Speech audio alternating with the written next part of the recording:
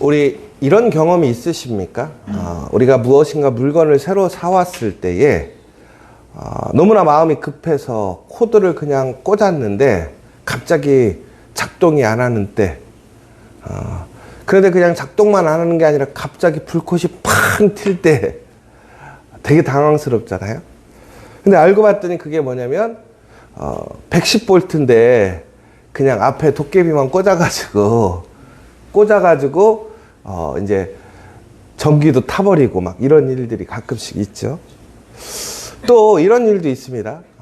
요즘에는 차들이 이제 승용차도 경유 디젤 차가 있습니다. 근데 여러분 잘 아시는 것처럼 일반 승용차랑 경유 디젤 차는 분명히 들어가는 게 다르죠. 왜 그러냐면 일반 승용차는 휘발유가 들어가고 경유 디젤 차는 이야기 드리는 것처럼 경유가 들어가게 됩니다. 그런데 뭐 우리가 주유소에 가서 기름을 넣다 보면 다른 게 전혀 없어요. 단지 하나 뭐냐면 경유를 넣을 것이냐 휘발유를 넣을 것이냐 선택을 해야 하는 것입니다. 근데 예전에는 우리가 이제 주유소에 가게 되면 이렇게 기름을 넣어주시는 분들이 있었습니다.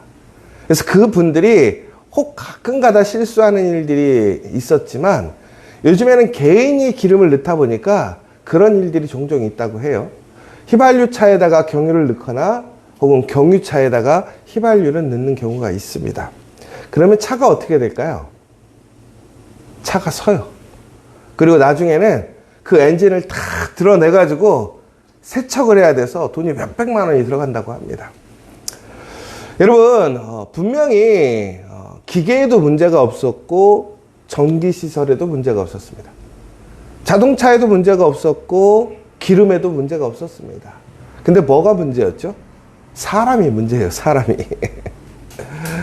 결국엔 그것을 이용하는 사람이 그 방법대로 제대로 사용하지 않음으로 인해서 문제가 생기는 것이고 제 기능을 발생시키지 못하는 것이지요.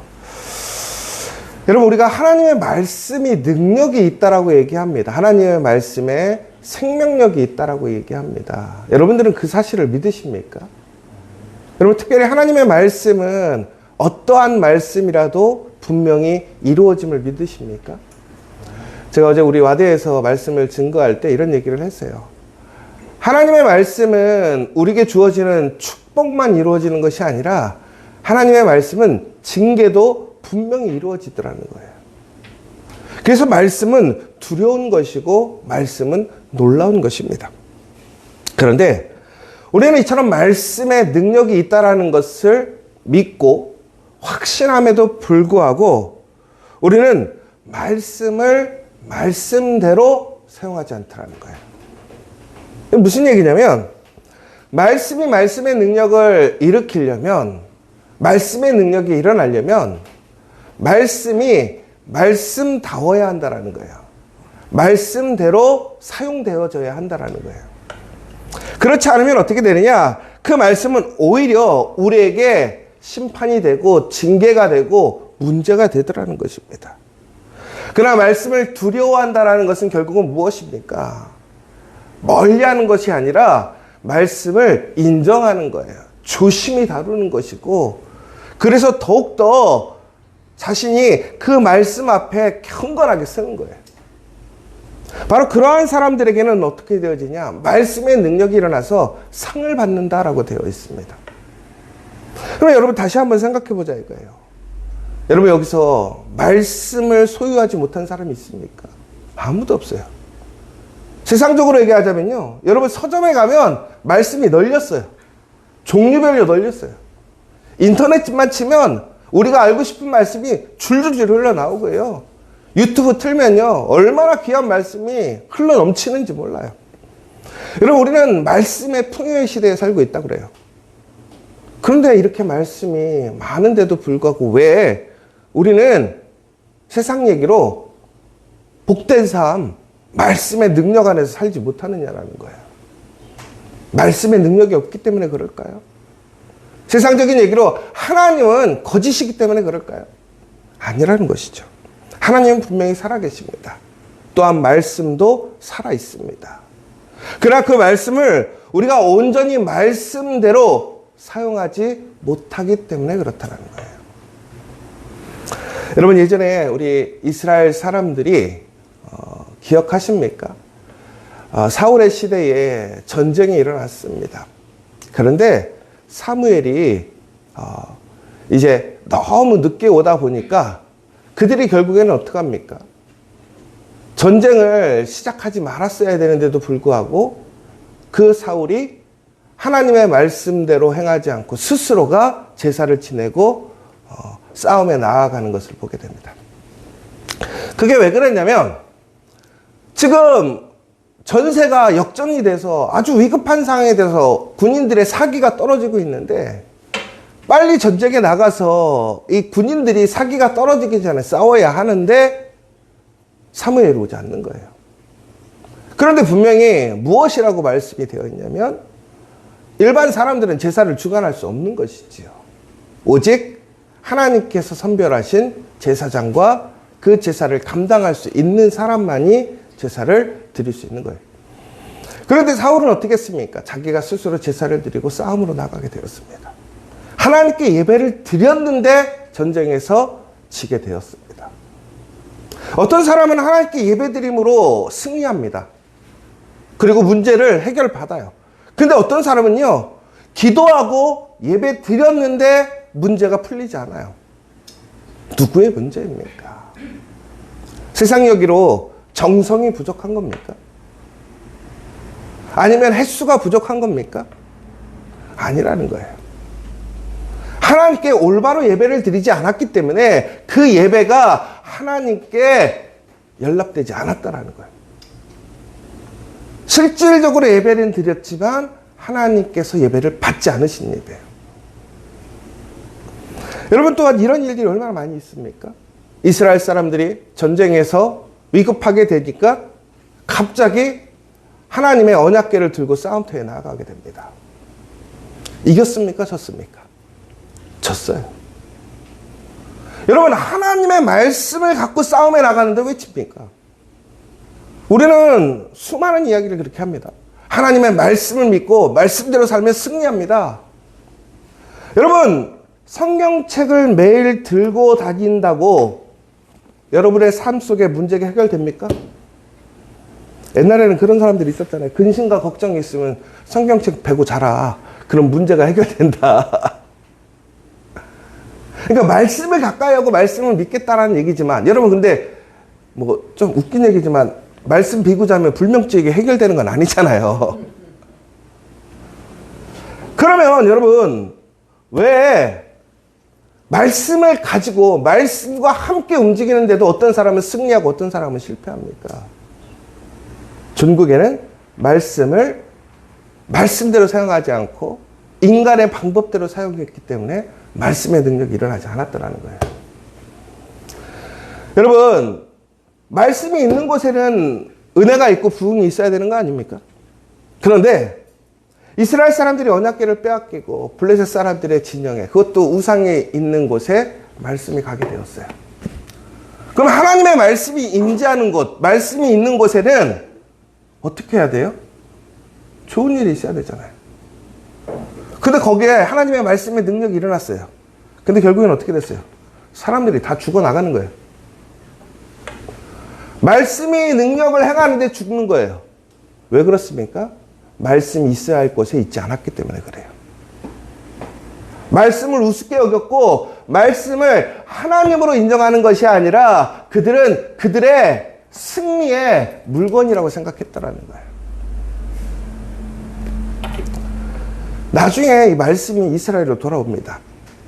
그런데 사람들이 이 말씀이 돌아오니까 얼마나 기쁘겠어요. 여러분, 말씀을 사랑한다라는 게 얼마나 기쁜 일입니까? 예배를 기뻐하고 하나님의 말씀을 따라가는 것을 너무 기뻐해요. 사람들이 그래가지고 그것을 봤어요. 어떻게 생겼나 하고. 여러분, 말씀 보는 게 잘못된 거예요? 여러분, 우리가 매일 하는 게 뭐죠? 하루에 3번 말씀 읽고 기도하자라는 거예요. 여러분, 말씀을 봤는데 왜 복을 받아야지 왜 사람이 죽어나갑니까? 중요한 것은 언약궤를 사람들이 열면 안 됐어요. 볼 수가 없었어요. 왜? 언약궤는 거룩한 것이기 때문에 죄 있는 사람은 절대로 가까이 가면 안 된단 말이에요. 그런데 그들은 너무나 기쁜 나머지 말씀을 열어서 봤단 말이에요. 어떻게 됐어요? 죽었어요. 나중에 다윗이 말씀을 다시 예루살렘으로 옮겨가려고 수많은 군대를 이끌고 왔습니다. 사람들을 데리고 왔습니다. 왜? 원래의 자리로 가야 되니까. 너무나 기쁜 사람들이 함께 그 말씀을 맞이하고 기쁜 마음으로 갔는데 갑자기 그 말씀을 소에다 싣고 가는 거예요. 그런데 땅이 울퉁불퉁하니까 언약궤가 흔들렸습니다. 그러자 그 말씀을 붙들었어요. 여러분, 말씀이 땅에 떨어지려고 하는데 어떻게 해야 돼요? 내비둬요? 여러분, 성경책이 만약에 땅에 떨어져 있으면 어떡하시겠어요? 빨리 주워야죠. 성경책이 떨어지려면 우리가 이 성경이 하나님의 말씀이니까 얼마나 존귀히 여겨야 됩니까? 근데 어떻게 했어요? 떨어지는 거 잡아줬는데 죽었어요. 여러분, 말씀을 보호하려고 붙들었는데 왜 죽어요? 근데 왜 죽었죠? 말씀은 만지면 안 되는 거예요. 더 나아가서 말씀은 소달고지에 옮기면 안 된다는 거예요. 사람이 어깨에 매서 옮기라고 되어 있단 말이에요. 여러분, 말씀을 사랑하는 마음은 있지만 그 말씀 앞에 올바른 행동이 따르지 않는다면 결코 말씀이 우리에게 은혜와 복이 되지 않고 심판이 될 수 있다는 거예요. 다시 얘기하자면 말씀의 능력을 체험하고 싶다면 어떻게 해야 됩니까? 말씀대로 우리는 따라가야 하는 거예요. 말씀대로 사용해야 한다는 거예요. 여러분, 한번 생각해 보세요. 여러분, 요즘에 말씀 읽고 기도하시는 데 있어서 여러분은 하나님께서 말씀하신 대로 그 말씀을 읽고 있습니까? 말씀을 여러분의 삶에 적용하고 실천하고 계십니까? 그렇다면 여러분들에게는 분명히 하나님의 상이 주어질 것입니다. 그러나 문제는 여러분이 아무리 하나님의 말씀을 읽고 말씀을 가까이 하고 말씀을 존귀히 여겨도 여러분들이 그 말씀을 하나님의 방법대로 하나님이 받으시는 삶대로 살지 않는다면 그 말씀은 결코 능력을 행하지 않을 것입니다. 오히려 여러분에게 화가 될 수도 있습니다.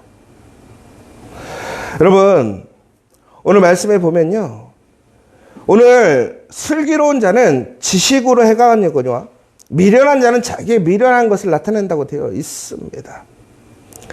여러분, 다시 얘기하자면 우리가 슬기롭고 지혜 있다라는 것은 하나님이 가르쳐 주신 그 말씀을 온전하게 지식으로 따라가는 거예요.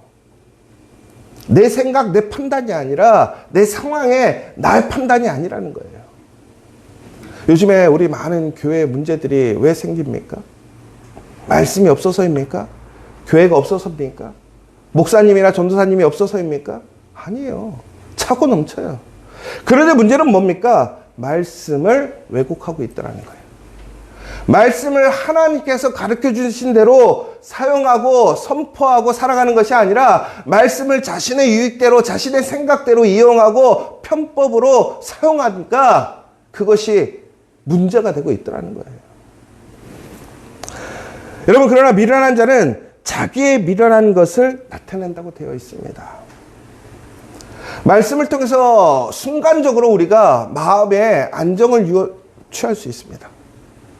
혹은 무엇인가 내가 순간적으로는 유익을 취할 수도 있습니다. 그러나 그것이 온전한 말씀의 방법이 아니라면 그것은 결코 우리에게 좋은 것이 되지 않는다는 거예요. 그러나 말씀을 말씀대로 철저히 지키고 순종하고 따라가면 거기에는 분명한 상급이 주어진다는 사실을 여러분 기억하시기 바랍니다. 오늘 저는 우리 지저스 처치의 모든 성도님들이 그 말씀을 두려워하는 마음으로, 그러나 더욱더 친밀한 마음으로 그 말씀을 지켜 행하시기를 간절히 소망합니다. 그러면 분명히 하나님께서 우리에게 말씀하신 대로 우리에게는 그 말씀이 능력이 되고 소망이 될 거라는 거예요. 18절에 보면 이렇게 되어 있습니다. 훈계를 저버리는 자에게는 궁핍과 수욕이 이르거니와 경계를 받는 자는 존영을 받느니라. 하나님의 말씀을 거부하는 사람들, 자기의 방식대로 사용하는 사람들에게는 가난과 수치가 닥치지만 꾸지람을 받아들이는 사람은 존경을 받는다. 하나님의 말씀을 수용하고 인정하고 따라가는 사람들은 그 삶이 세워진다라는 사실이에요. 여러분 정말로 다시 한번 여러분의 삶을 세우고 싶다면, 여러분 정말 하나님 앞에서 하나님의 거룩한 능력으로 살아가기를 소망하신다면 철저히 그 말씀을 따라가는 저와 여러분 되시길 간절히 소망합니다. 나의 상황과 나의 어떠한 판단이 앞서는 것이 아니라 철저히 말씀대로 그 기본으로 돌아간다면 우리는 더욱더 하나님의 큰 은혜 안에서 막힘없이 진정으로 하나님이 주시는 형통한 삶을 누리게 될 줄 믿습니다. 그래서 오늘 20절에 보면 이렇게 나옵니다. 지혜로운 자와 동행하면 지혜를 얻고 미련한 자와 사귀면 해를 받느니라. 더 나아가서는요, 우리가 오늘 이러한 말씀의 삶을 살아갈 때 우리 주위에 누가 있느냐가 참 중요한 거예요. 여러분, 우리가 세상을 살면서 참 우리에게 부정적인 사람도 있고 긍정적인 사람도 있습니다. 그런데 우리가 어떻게 부정적인 사람을 다 배제하고 긍정적인 사람하고만 살 수 있겠습니까? 그러나 중요한 것은 여러분, 제가 누군가에게 영향을 받는다라는 사실을 인정해야 한다는 거예요. 그러면 여러분 한번 보세요. 내 주위에 누가 있나를 한번 보세요. 그러면 내가 더욱더 하나님의 말씀에 온전히 말씀대로 살려면 그러한 사람들과 함께 있게 될 때 나는 더욱더 그 말씀의 본질로 다가갈 수 있는 것이고, 오히려 그 말씀을 너무나 쉽게 여기고 변형하고 자기의 뜻대로 판단하는 사람들이 주위에 있다면 내가 아무리 말씀을 지키려고 해도요, 나도 모르게 그렇게 되더라는 거예요. 예를 들자면 이런 거예요. 여러분, 중국집에 갔는데 우리가 다 같이 나는 짬뽕을 먹고 싶은데 갑자기 여기서 오늘 다 짜장이래요. 그럼 사람들이 날 딱 봐요. 그럼 여러분들 어떻게 하세요? 짬뽕 드시겠어요? 짜장 드시겠어요? 야, 오늘 바쁜데 빨리 그냥 하나로 통일하자 그러면 어떡하죠? 그래, 나도 짜장. 뭐 큰 대세 없다고 생각하니까. 저번에 우리 최성진 목사님이 그런 얘기 했잖아요. 신호등 앞에 서면 시험 든다고. 빨간불일 때 빨리 건너가면 시간을 줄일 수 있는데, 혼자일 때는 그런데 그나마 괜찮아요. 근데 여러 명이 있는데 빨간불일 때 차가 안 오는데 우리 그룹이 한 9명이 건너가면 어떡하시겠어요? 에이씨, 나도 모르겠다. 그거 따라갔잖아요. 왜? 다 같이 가니까. 근데 우리 아들은 안 가더라고요. 뭐라 그러냐면, 안 돼! 안 되네! 이러면서 안 가요. 도덕 생활을 아주 잘하는 거죠. 여러분, 우리가 누구랑 있느냐가 그래서 중요한 거예요. 왜 우리가 교회에 나오는지 아세요? 혼자 신앙생활 할 수 있어요. 그러나 올바른 믿음 안에서 올바른 삶을 살아가는 사람들과 함께 있어야 우리의 믿음을 지킬 수 있다는 거예요. 더 나아가서는 내가 그 가운데서 올바른 사람이 되어야 한다는 거예요. 오늘 말씀을 보면요, 어떤 사람들은 그 말씀을 듣기도 하고 듣지도 않습니다. 그런데 거기서 가장 큰 영향력을 끼치는 사람이 누구냐? 전달하는 사람이라는 거예요. 오늘 말씀에서 중요한 것은, 예전에는 이 말씀을 우리가 요즘에는 뭐 전화기도 있고 많잖아요, 전할 방법이. 예전에는 사람이 중요했다라는 거예요. 그 사람이 메시지를 전할 때 그 사람이 신뢰할 수 있는 사람이냐 아니냐에 따라서 그 메시지를 분별했다라는 거예요. 왕의 메시지라도 그 왕의 메시지를 전달해 주는 사람이 신실하고 신뢰할 수 없는 사람이라면 왕의 명령일지라도 그것을 의심할 수밖에 없는 거예요. 여러분, 그러므로 우리가 하나님 안에서 철저하게 말씀으로 살아가는 사람으로 산다고 하는 것은 내가 하나님 안에서 복을 받는 것도 되지만 더 나아가서는 다른 사람에게 하나님의 은혜를 증거하고 나눠주는 사람이 되기도 한다는 거예요. 더 나아가서는 바로 그러한 사람들과 함께 할 때 우리는 하나님의 은혜를, 그 말씀의 능력을 체험할 수 있다는 거예요. 여러분, 말씀의 능력을 원하십니까? 말씀의 생명을 원하십니까? 그 말씀대로 살아야 돼요. 더 나아가서는 그 말씀을 온전히 살아감으로 나의 삶으로 다른 사람들에게 은혜를 끼치는 사람들이 되십시오. 본이 되는 사람들이 되십시오. 더 나아가서 그 믿음의 온전한 말씀으로 살아가는 사람들과 함께 하시기 바랍니다. 그러면 우리 안에는 그 말씀의 능력이 이루어질 줄 믿습니다.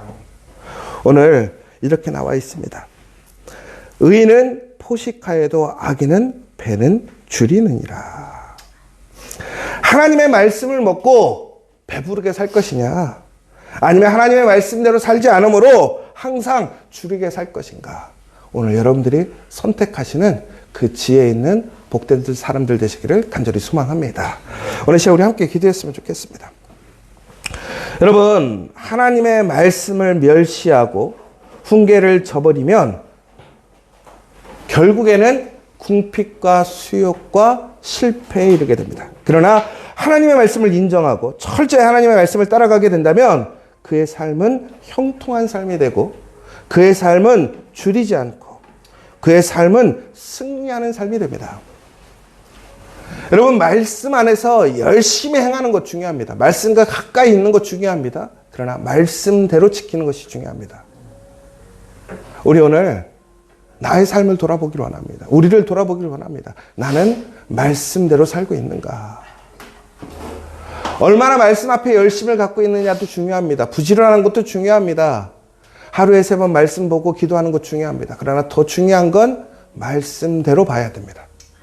말씀대로 기도해야 합니다. 그러면 우리 안에 놀라운 역사가 일어날 것입니다. 여러분, 필요하고 여러분 정말 하나님께 구해야 할 것이 있습니까? 말씀대로 구하십시오. 말씀대로 기도하십시오. 그러면 분명히 응답되어질 것입니다. 우리 그 100명의 예배자, 그 잃어버린 생명들을 위해 기도합니다. 말씀대로 구하고 말씀대로 찾는다면 우리에게 분명히 이루어질 줄 믿습니다. 그 100명의 예배자를 위해서 다시 한번 기도해 주시고, 우리 지저처치에서 행하고 있는 많은 사역들이 정말 말씀대로 이루어지는 사역들이 될 수 있도록 기도해 주시고, 특별히 우리 지저처치 안에 있는 우리 교역자, 장로님, 많은 재직들이 그 말씀의 사람대로 말씀을 행하는 사람들이 될 수 있도록 함께 기도해 주시기 원합니다. 여러분, 기도 제목이 있다면 오늘 이 시간 다시 한번 간절히 기도하심으로 그 놀라운 하나님의 응답을 받는 오늘 이 시간 되기를 원합니다. 우리 기도하고 돌아가도록 하겠습니다.